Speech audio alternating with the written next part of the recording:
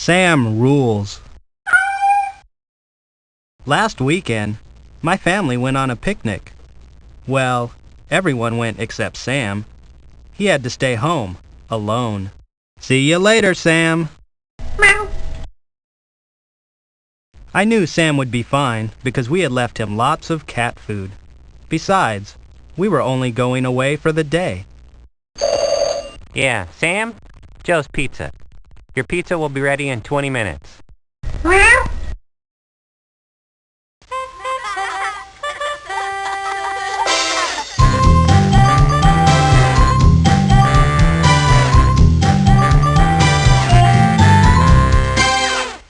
When we came back, we noticed something odd. So we snuck into the house and found...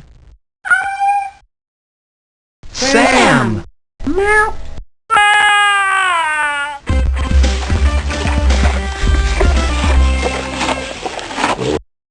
After we finished cleaning up, we decided that we had better keep Sam happy. So, if he wanted a fancy dinner, he got it.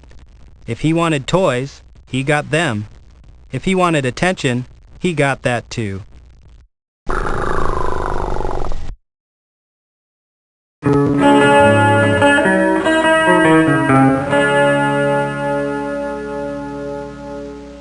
Next weekend, we're taking the phone with us because you just never know what a cat will do. You never know. Yeah, Sam? Joe's Pizza again. Just calling to confirm your order for next weekend. Meow.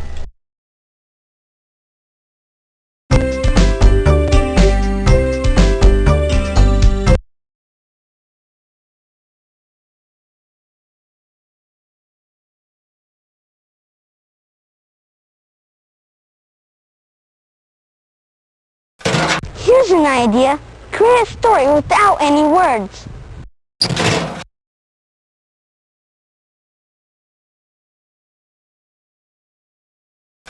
I like to be in charge. For my next story, I'm going to write about what it'd be like in school if I were the teacher. When I get tired of pupil stories, I write about a neighborhood that has only animals.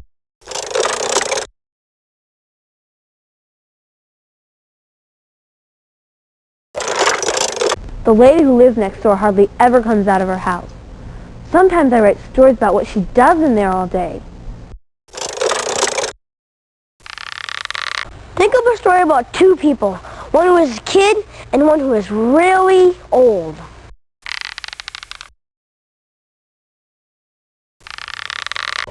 Whenever I have a dream or a nightmare, I write it down and make it into a story. It's kind of like recycling my imagination. What if there were a machine that could turn kids into parents and parents into kids? Hey, want to write something funny? Make a story out of a good joke you heard in school.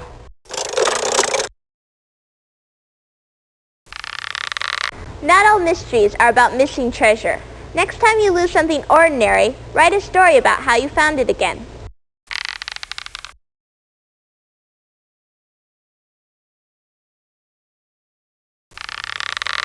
Sometimes when I get stuck for a story, I think about what it would be like to live in my neighborhood if I were someone else.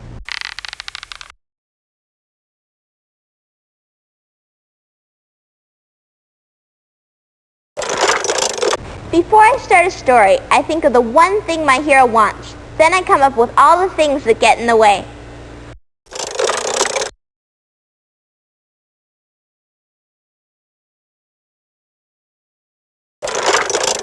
I wonder what life would be like if I were a cat.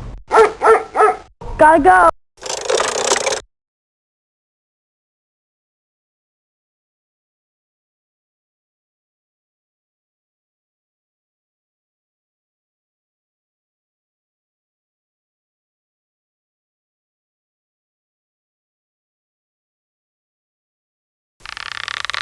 You know what I wish? I wish you'd write a story about 3 wishes.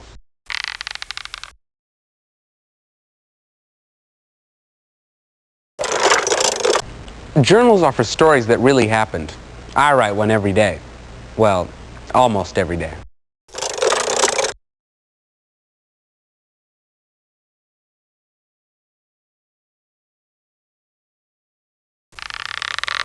Sometimes I wonder what it would be like to walk around my neighborhood if I were invisible.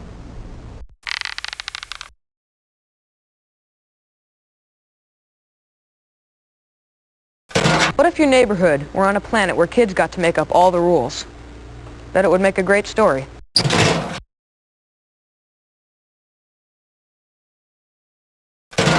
My best story is about the day when I came home from school and found the house totally empty.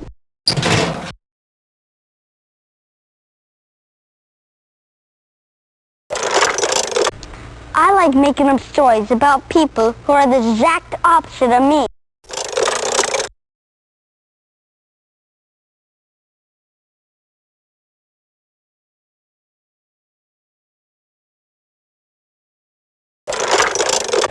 I like to make up stories about someone who gets into trouble, then has to prove it's not his fault.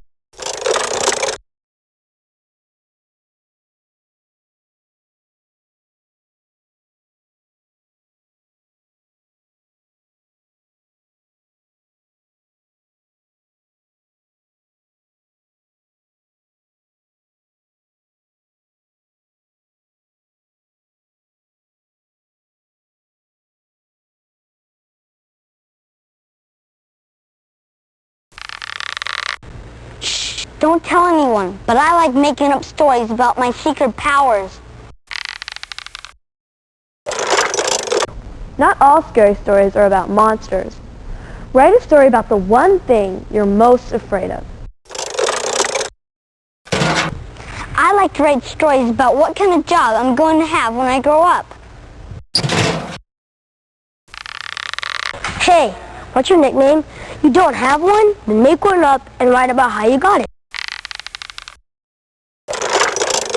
Interviews make great stories. Ask your mom about things she did when she was your age. You'll probably be surprised. If you think your neighborhood is way too boring to write a story about, invent a new neighborhood that's exactly like yours, except for one little thing, like a dinosaur living next door.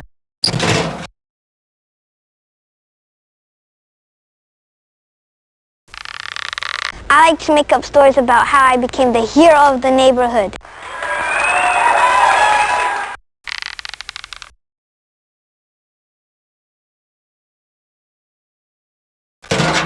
Whenever I need good characters for a story, I write about kids I know at school.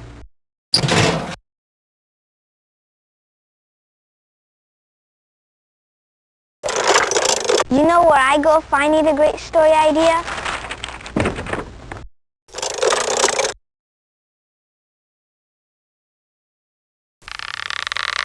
How about a story with two friends who got into a big old argument, then became friends again?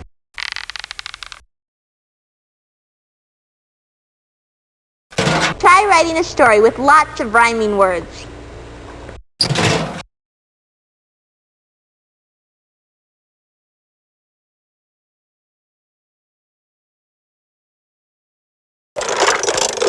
Try writing a story with no animals and no people.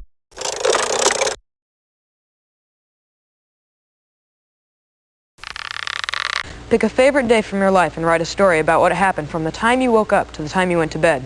Try it again with your worst day. Change in a story is always good. Think of the meanest kid you know, and then write a story about how he becomes nice.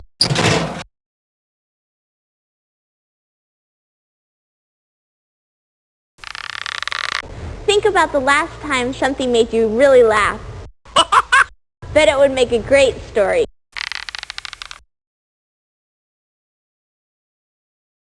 Sometimes it helps to know how a story ends before you start writing. Some stories give you a second chance. Try writing about something you'd do differently if you could do it again.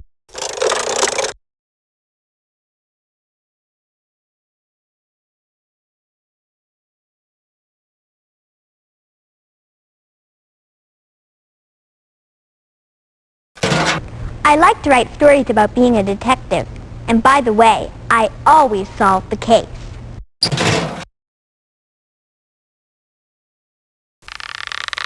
Here's an idea.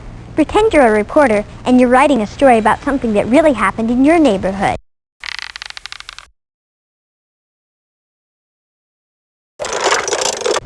Lots of good stories are about when things first started, like the day you met your best friend, or your first day on the soccer team.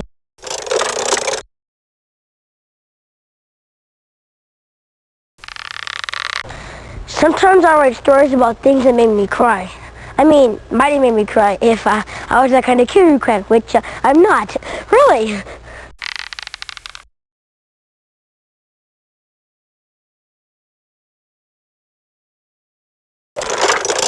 Want a challenge?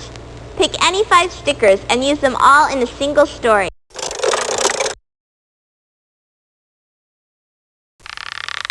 Pretend you found the journal of the kid who just moved into your neighborhood. Wonder what it would say. What kind of story would you write if you had to convince the rest of the world to move to your neighborhood? Whenever I run out of stories about my family, I write about my relatives, especially the ones who come over for a short visit and stay and stay and stay. Want to write a story that's full of comedy, adventure, and suspense? Just write down everything that happens during a single day of school. Pick someone in your neighborhood that you've never met and introduce yourself in a story. It could be the start of a great adventure.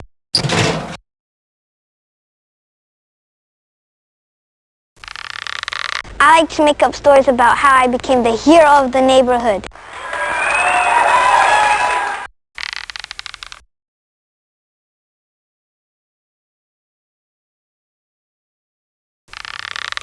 Pick a favorite day from your life and write a story about what happened from the time you woke up to the time you went to bed. Try it again with your worst day.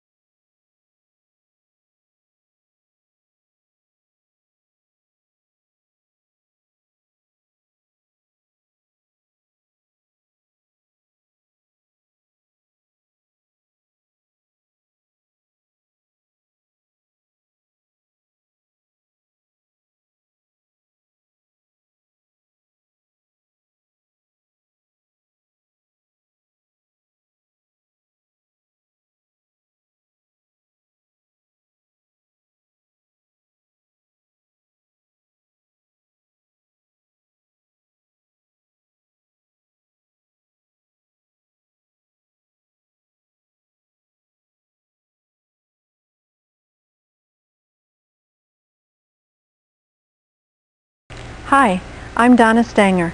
I've been developing software for 14 years and was a teacher for 20 years before that. I've always been fascinated by how children learn and how we can help them.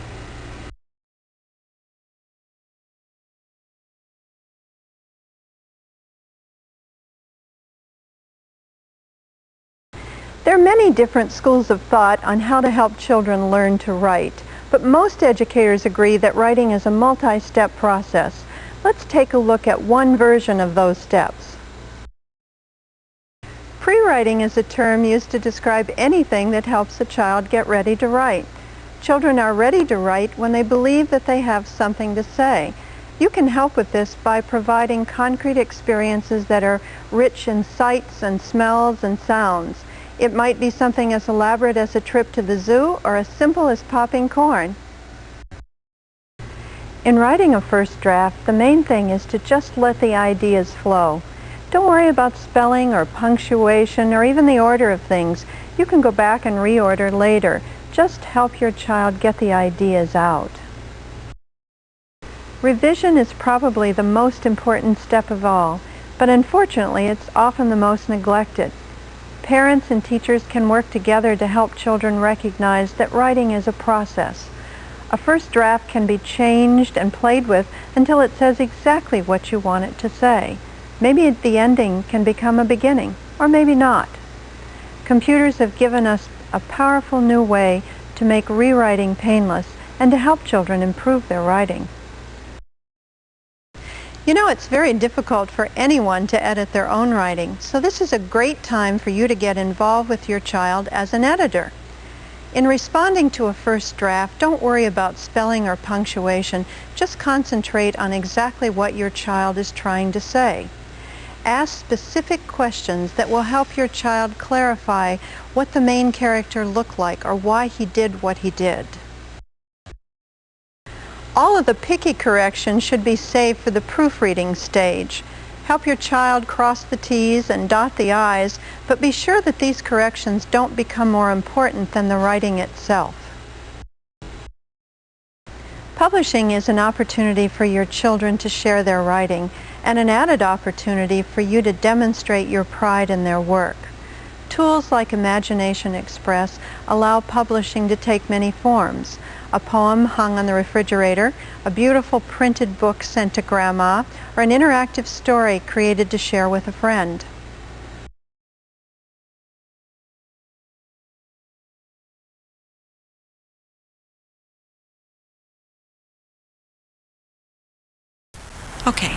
there's no way in the world that we have time for this, but what if we took the smart art gradient reacting stuff that we used in Thinkin' Things 1 and wrapped that into the storyteller things that we've been wanting to do forever and made a kid's ebook maker? Hey, give us a couple of months and we'll produce something incredible. I've been working on this project so hard that I've actually gone home, gone to bed, and had dreams about this product.